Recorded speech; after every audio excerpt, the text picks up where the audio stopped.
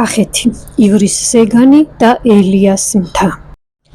ელიას მთა კახეთში სწორედ ის ადგილია, რომელიც ამინდის ბრძანებლად ითვლება და ფრანგი მწერალი ალექსანდრე დიუმაც კი გააოცა.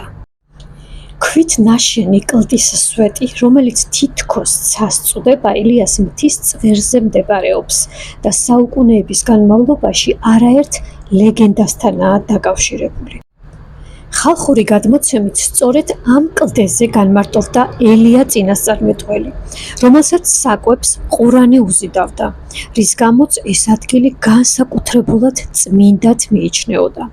ადგილობრივებს ასევე სჯეროდათ, რომ ელიას მთას ამინდის შეცვლის ძალა ჰქონდა.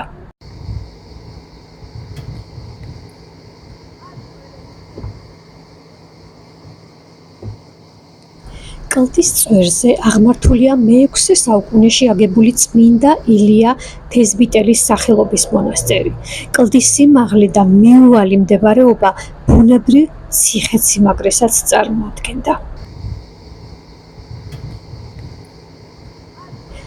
შუაგულ ველზე ცისკენ აზიდული კლდე მართლაც ისეთ შთაბეჭდილებას ტოვებს, თითქოს ბუნებამ იგი განსაკუთრებული მიზნით შექმნა. წერდა საქართველოში მოგზაურობისას ცნობილი ფრანგი მწერალი ალექსანდრე დიუმა. შორს კი მოსჩანს ივრის ზეგანი და ქოჩების ტბა, საკურორტო ადგილი. ეს არის მლაშე ტბა, რომელიც საკურორტო ადგილის ტიპს მიეკუთვნება და შირაქის ვაკესა და ივრის ზეგანს შორის მდებარეობს.